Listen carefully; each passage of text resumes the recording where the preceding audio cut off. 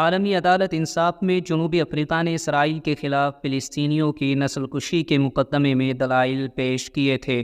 جمعے کے دن اسرائیل نے بھی اپنے اوپر لگائے گئے سبھی الزامات کو رد کرتے ہوئے ICJ میں جھوٹی دلیلیں پیش کی۔ افریقہ نے اپنی دلیلوں میں کہا تھا اسرائیل غزہ میں فلسطینیوں کی منظم طریقے سے نسل کشی کر رہا ہے، بڑے پیمانے پر ان کا نرسنگار کر رہا ہے۔ جی ہاں، نیدرلینڈ کے شہر دی ہیگ میں عالمی عدالت انصاف میں اسرائیل کے خلاف فلسطینیوں کی نسل کشی کے مقدمے کی سنوائی ہوئی تھی۔ افریقہ کی جانب سے دلائل میں کہا گیا کہ غزہ میں 3 مہینے میں 23,000 فلسطینی شہری قتل کیے گئے ہیں، جس میں 70% بچے اور خواتین ہیں، یہاں تک کہ دودھ پیتے بچوں کو بھی نہیں چھوڑا گیا۔ افریقہ کا کہنا تھا کہ اسرائیل اقوام متحدہ کے نسل کشی کنونشن کی خلاف ورزی کر رہا ہے۔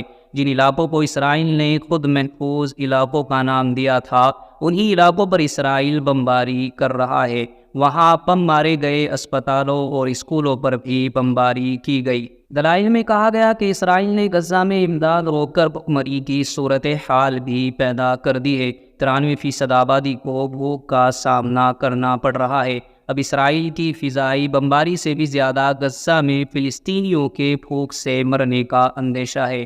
افریقہ نے عالمی عدالت سے اسرائیلی حملے فوری طور پر رکوانے کی اپیل کی تھی۔ جنوبی افریقہ وکیل کا کہنا تھا کہ غزہ کو تباہ کرنے کا منصوبہ اسرائیل کے اعلیٰ حکام کی جانب سے بنایا گیا ہے۔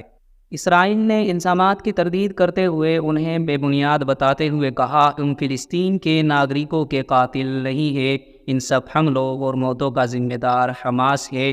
حماس نے 7 اکتوبر کو ہمارے اوپر حملہ کیا تھا، جس کا بدلہ ان حماس سے لے رہے ہیں، لیکن اسرائیل کی یہ دلیل کارگر ثابت نہیں ہو سکی۔ اس کے جواب میں افریقہ نے کہا اسرائیل کی جنگ حماس سے ہے، عام لوگوں سے اسرائیل کی جنگ نہیں ہے، لیکن اسرائیلی فورس لگاتار عام لوگوں پر بمباری کر ان کے دلوں سے فلسطین اور مسجد اقصیٰ کی آزادی کا جذبہ ختم کرنا چاہتی ہے، جبکہ فلسطین اپنے ملک کی آزادی کی جنگ لڑ رہا ہے۔ فلسطینیوں کو ان کا حق دے کر ان پر ظلم کرنا بند کیا جائے۔ اسرائیل کی جانب سے دلائل بیتے جمعے کو دیے گئے تھے۔ کیس کے حوالے سے UN جنیوا مرکز نے کہا کہ انسانی حقوق کے ماہرین اسرائیل کے خلاف کیس کی سنوائی بخیر مقدم کرتے ہیں۔